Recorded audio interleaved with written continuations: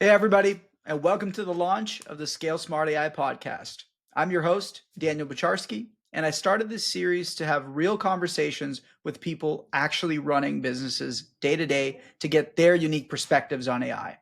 There's a lot of noise about AI right now. Obviously, it's doing a lot of great work and making businesses more efficient, but there's also a ton of hype, fear, and a lot of speculation. This show cuts through that. I'm talking with operators, founders, and industry leaders about what's actually happening inside their businesses, the real challenges that they're dealing with, and the systems that break as they scale, and how they think AI will reshape their industries over the next few years. If you want honest perspectives from business leaders, you've come to the right place. Thanks for joining me for the first episode. Let's kick off the series. Hey, everybody. Welcome to the Scale Smart AI podcast. I'm your host, Daniel Boutcharski. And today we're diving into a corner of commercial real estate that most people interact with every day, but rarely think about. And that's retail development. The Starbucks on your commute, the McDonald's off the highway, the Verizon store in your neighborhood, even the local Bank of America branch. None of those show up by accident. There's a massive amount of work that goes in behind the scenes to bring those projects to life. My guest today is someone who sits right at the center of that process, George Sarkisian. He's a partner and managing broker at Arena Realty Advisors, where he works directly with some of the biggest national brands in the country, helping them secure sites, develop new locations, and expand into new markets across the Southeast. We're going to break down how retail deals really happen, what national tenants are looking for in 2025, the bottlenecks most people never see, and of course, how AI and automation, including voice AI, could reshape the future of the industry. George, really glad to have you on. This is going to be a good one. Good morning, Daniel. Happy to be here. Of course, yeah. Excited And to to be get here. us to get us started, George, could you please share a little bit more about what you do? Sure. I'm the partner and managing broker of Arena Realty Advisors, and we specialize in retail developments. My team handles landlord and tenant representation across Florida. My role it's a multifaceted role, and on one hand, I lead the team on identifying and acquiring sites for new retail projects. Involves anything from market analysis to site selection, navigating zoning, permitting process. And on the other hand, I work directly with the national tenants themselves, with some of them, a lot of the national brands that you would recognize. We execute on their expansion strategies.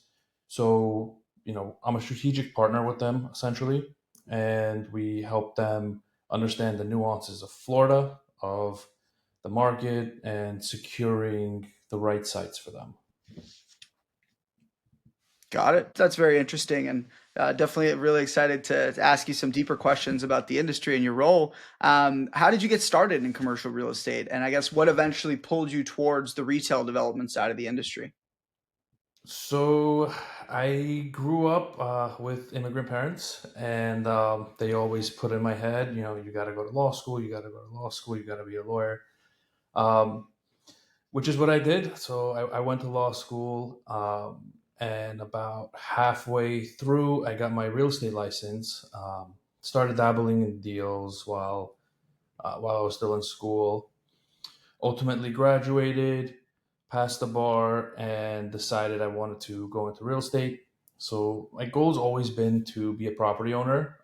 My dad, just growing up, had properties here and there, and I always, went with him. We, to the different sites, and just as a kid, just kind of grew up around it, and I knew that's what I wanted to do. So I initially started off in brokerage, in retail leasing brokerage, just leasing shopping centers, small spaces, um, and then moved on to working on development projects and working with the national tenants and leasing pad sites. Nice. Yeah, I know we share a lot of similarities there with the immigrant background. I think it's Yeah, definitely something that always motivates you, right, to succeed. for But sure. sometimes the path isn't clear, right? What our parents 100%. think. I mean, for them, it's clear. It's like this is the only way, and but yeah, it's great. I love it. For sure. And for people outside the space, how would you describe what a retail developer actually does day to day?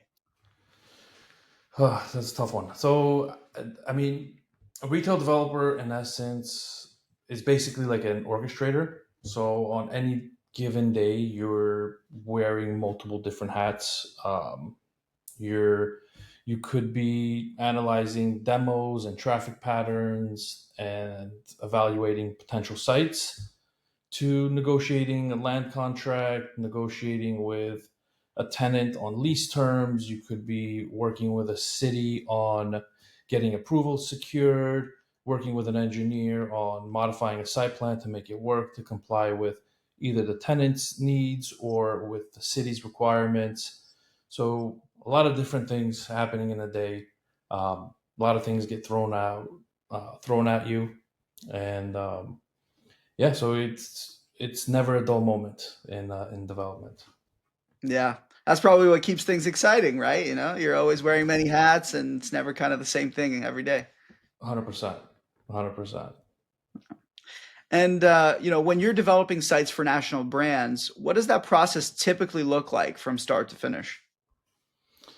So developing a cipher national tenant is, how do I describe it? It's a marathon. It's not a sprint. It takes time. You go through many different hurdles, from meeting what the tenant needs, and also meeting what the cities need, and and then negotiating with landowners. Typically what we're doing is we're identifying the property, we are negotiating with the landowner. Those negotiations typically take a lot of time, a lot of effort, and then going through a due diligence process, going through the feasibility studies, doing your surveys, your environmentals, doing all the investigations, making sure everything checks out, and then working with the tenant on what they need, what they need in the lease, and negotiating the lease, and ultimately getting that to the final finish line. Got it. And what would you say are the biggest challenges developers face today when trying to secure those quality sites? I would say biggest challenge right now, especially in South Florida, which is where we're based, is finding properties that first meet the tenant's needs, and second that we can make the numbers work. The hardest thing right now is this discrepancy between owners and and buyers, is the pricing discrepancy. So sellers always think their property is worth X, and it's really worth Y, and it's bringing the minds to meet in the middle somewhere. So that's been a big challenge. Um, Working with the city zoning has also been a challenge, and I would say the other thing is construction costs. Construction costs have been a challenge for the last, I don't know, since at least COVID, for the last 5 6 years, and we're starting to see some of that kind of come down, but the tariffs didn't help. So um, the construction still seems to stay high. Yeah, no, that makes sense. And I guess from like if you had to, spitball, how much would you say approximately the costs percentage wise have gone up since COVID? Oh, at least 40 to 50%. Wow. Yeah, Yeah, that's pretty huge. That must it's make a big huge. impact on all the numbers. Yeah, I mean, some of it's rolled back a little bit, but um, yeah, it's been a big increase. Yeah, for sure. And home prices in Florida have skyrocketed since COVID as well, right? All the Oh new yeah, folks coming in. oh yeah, and I think that's going to continue. I think people are going to keep coming to Florida. I think the Florida is going to continue to grow. Yeah, yeah. Well, I lived in Florida and I loved it. It's a beautiful place, so I can Yeah, understand why. exactly. And I guess, what national tenants, what are they prioritizing in 2025 that they weren't as focused on 5 or 10 years ago? So I would say a lot of national tenants are now more data driven. versus the old school way of looking at a site and making a determination of this is a good corner or this is a good market to be in. So we use a lot of different software to put together the data, and they're looking at things like um, habits of the consumers, where are they going, where are they coming from, and times of days they're moving around. So I think data is a huge factor for tenants, and then convenience, accessibility of a site, like always, is always a big factor. I think tenants, especially national tenants, have become more picky, more selective on sites, and they're things like convenience and access are a big factor. Whether you can get in and out of a site quickly, easily, and things like drive-throughs became more prevalent, after COVID. So being able to have a drive-through, a double drive-through, and being able to stack properly, those are all things that the tenants are really, really looking forward to. Got it. Got it. And I guess for your team specifically, where does your team end up spending most of the time during that deal cycle? So I would say the team spends a lot of time initially in finding sites. We spend a lot of time cold calling and looking for the right sites. It's we're not the developer that's just looking kind of on what's readily available on the market. We're digging deep. My team's constantly cold calling, and we're always negotiating directly with owners, which sometimes it could be challenging, dealing with different personalities and different needs and wants from owners. For sure. The people management is always going to be one of the toughest parts for sure. Oh, it's huge. It's huge. It's an art. I would say it's an art form. Yeah. And for the listeners, so they have a better understanding of how your company is structured, could you walk us through some of the different departments and kind of the idea and the strategy behind structuring it that way and what each team focuses on? Sure. So I have a team that focuses on the leasing side. So they are the ones that will run all the data, the demographics, the void analysis. They'll once we have a property located, they'll run all the void analysis and understand and figure out what tenants that we should be targeting. They'll do their outreach to the tenants, they'll cold call, email, even reach out via social media to the tenants, and then they'll pass it along to the once the deal is put together, they'll pass it along to the development team, which is myself and the partners, um, where we'll carry the property to the finish line. Got it. Got it. And I guess which tasks throughout that entire process and all through the tasks that your entire company has to complete are the ones that you feel like are the most repetitive or manual? I would say a lot of our marketing is repetitive. A lot of creating the call lists for my team um, to cold call um, and keep them on track of what they're targeting. I would say that's the biggest thing is the marketing becomes very repetitive. Yeah. Yeah, that makes sense. And I guess, are there any specific technologies that you have put in place to kind of try to automate things as much as possible? So I'm curious by nature. So I'm constantly playing with different softwares. I've been working with an AI sort of platform, kind of like a bot that I've been plugging in different commands and seeing what it's able to do, and certain things it actually performs well. Um, and I think as the technology gets better and better, there's the results are going to get better and better. Yeah. Yeah, absolutely. No, it's one of those things, right? Like it continuously learns and gets better, and hopefully the team behind these different technologies always try to innovate it. But that's machine learning, right? The machines learn and try to adapt to all the different needs that we request. For sure. Yeah. And I guess how much modern technology would you say the typical CRE team uses today? And where do you think the industry is still behind? So I would say commercial real estate in general is more of a, how do I say this, like a dinosaur when it comes to technology. We're slow adapters of technology versus, you see the different tech that residential agents use.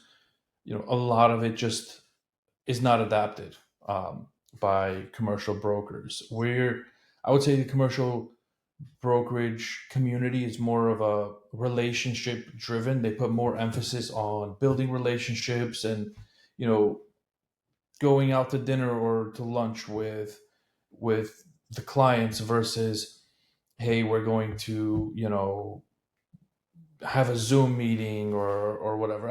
I mean, a lot of it has changed, but I would still say the emphasis is still with the old school way of building relationships, of meeting people, shaking hands, and doing deals face to face versus really adapting new technologies.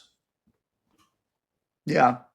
I Yeah, mean, that that's makes not to sense. say there aren't technologies like, for example, we use Placer AI, which tracks users' cell phones, right? So you get this new wave of data that you know you can track the foot traffic into a store, into a Ross and a Marshalls and a Publix. You see the users that are going into those stores, and they track where they're going from that store. Are they going home? Are they going to the gym? So a lot of that technology never really existed until now, and the tenants have adapted it. I would say the tenants have adapted technology more than the brokerage community has. Um, but still, it's a slow process to bring technology into commercial real estate, I would say. Yeah. Yeah, that makes sense. And would you say like the fact that folks in the commercial real estate space like prefer to do deals in person is like the biggest area that, hasn't really gone through the automation, or do you think that there's other aspects of commercial real estate that you also think are just, kind of lagging behind? Well, I would say commercial real estate in general it varies. There's no two projects that are ever the same versus, in a residential transaction, you sell a house. The next deal is the contract is relatively the same, about 99% the same. It's a standard far bar contract. You're not really having to think outside the box. Where in commercial real estate, you have to take into account so many different things. You're looking at zoning. You're looking at so many different facets and access and restrictions and so many different things that, you know I think that's what creates challenges of bringing technology into it, because it's really not repetitive. It's every deal varies, and there's so many different variables in every deal that have to be considered. Yeah, no, absolutely. And I know you mentioned Placer AI and that bot that you use. What tools or platforms have actually made a real impact on your business? From a perspective of like AI or just in general, you Both. ask both. So I mean, so I'll tell you what we use. We use Placer AI, we use CoStar, we use CoStar LoopNet, Crexy, we use Build Central. Um, so they all sort of play a role in the business, and our business is it's very data driven. So the more you know, the better the better position you are in the market and over your competitors. So, for example, we use software called Build Central, which will go and search for permit data, right? So, if we're looking at a piece of land and across the street there is a McDonald's coming in, or there's a new apartment development coming in, we know about that. We have the data on it. We know what stage of the project it's at. whether it's just in planning or they're already under construction or in permitting or whatever it is. And we know if we're developing for a fast food restaurant, we know if there's three, four, five other ones coming in on that same street or across the street. So that plays a vital role. We also use Placer AI if, again, kind of using this fast food example, if we're developing a fast food and we look across the street and there's three other competitors, we can use Placer AI to track their performance and see, are they strong performing stores? Is the foot traffic there, or are they weak stores? And we provide that data to our clients and let them know, hey, this is an area where you want to be, or maybe we need to look north, south, east, west. We need to look in a different area because the tenants are not performing. So that data, that technology is crucial. Yeah. Yeah, absolutely. And I guess like how I know you named a number of different systems. Did you integrate all of them into like your CRM, or do they don't necessarily need to be all integrated and like you can just have a separate login?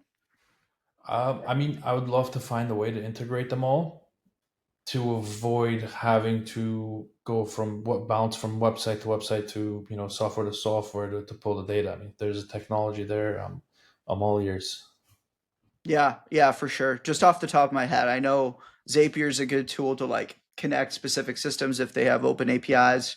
Make.com, N8N, those are great to like create actual workflows.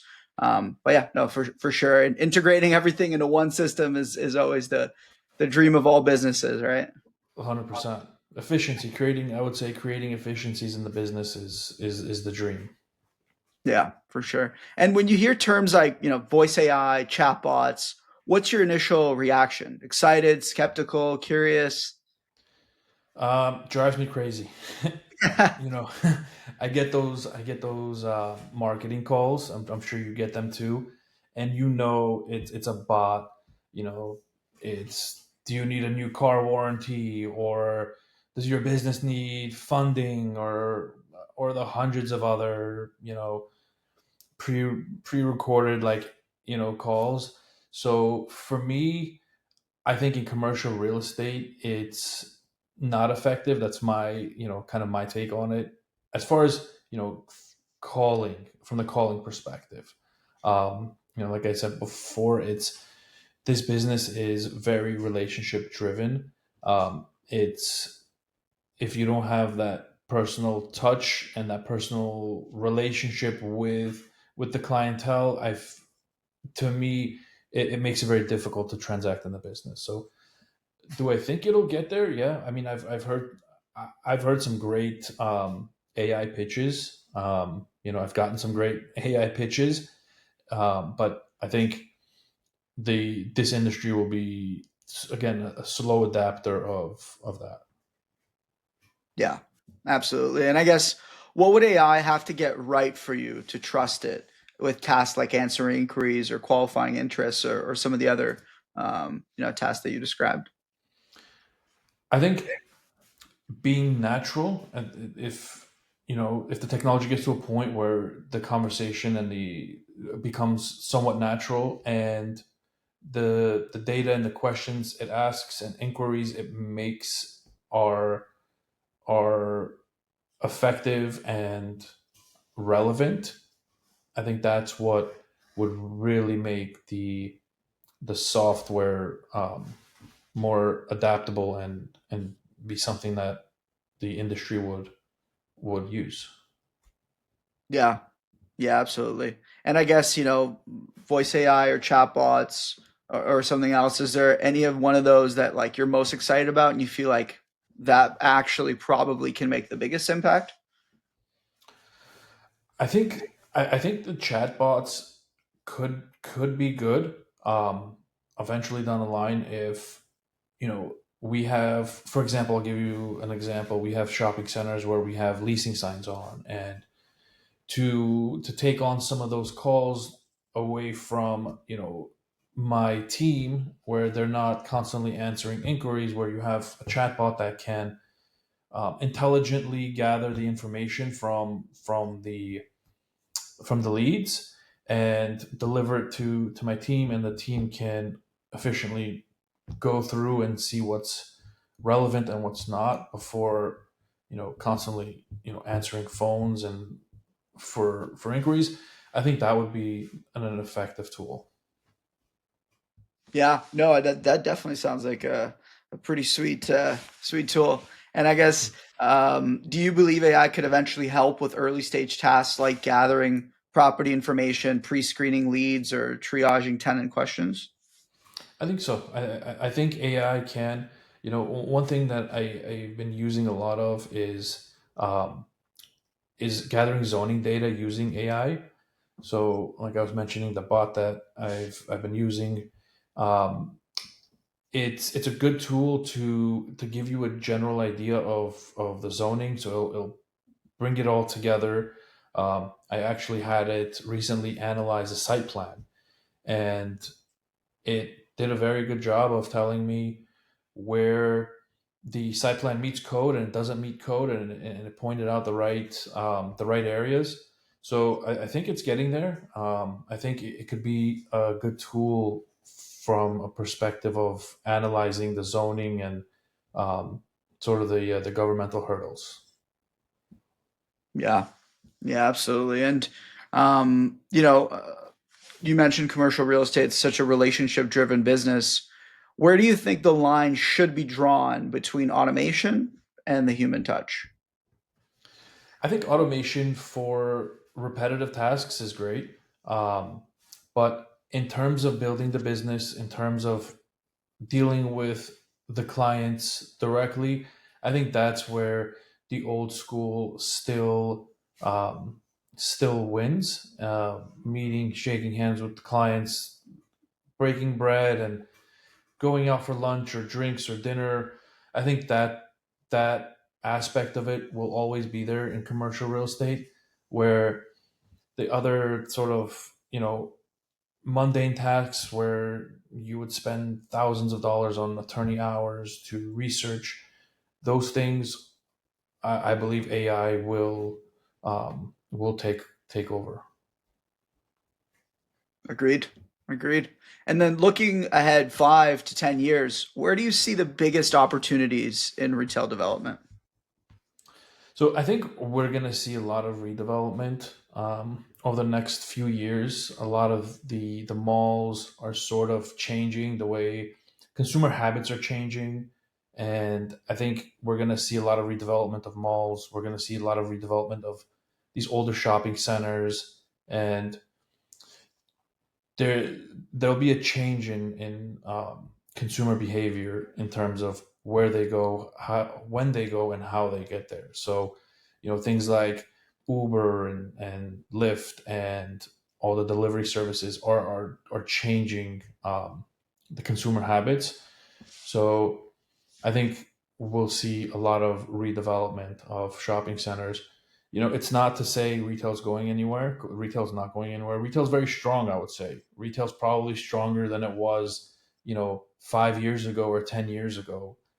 The retailers are seeing the value of having stores, and and combining it with the online the online presence.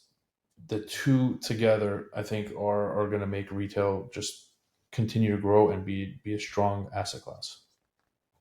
Absolutely. I definitely agree there. And I think us humans will always want that, physical touch to be able to go, try on our clothes, for 100%. example, or, interact with the barista.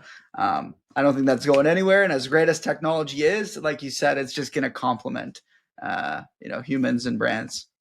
Exactly. 100%. 100% agree with you. And I always love to ask my guests this question. If you could wave a magic wand, what's one aspect of the business that you wish AI could automate for you? Man, I wish AI can deal with the cities and the counties for me. You know, I wish I can just upload what we're looking to do and have AI kind of take over and deal with the zoning, the hearings, and all of that. I don't know what it's going to take to get there, but I think that would be a huge plus. Yeah. Yeah, absolutely. Have you seen like have you done any research on this? Like, have you heard of any technologies that are like at least trying to come close to it, or not Not really? really. I haven't taken the time for it. But yeah, I'd love to see it if it's out there. Yeah, likewise, likewise. And I guess, if people want to get in touch with you, George, what's the best way for them to do so? I through LinkedIn is great. Through LinkedIn or via email. My email is George Georges at arenarei.com. Perfect.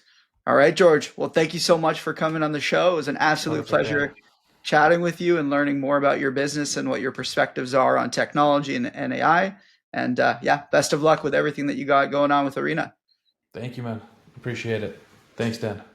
Cheers.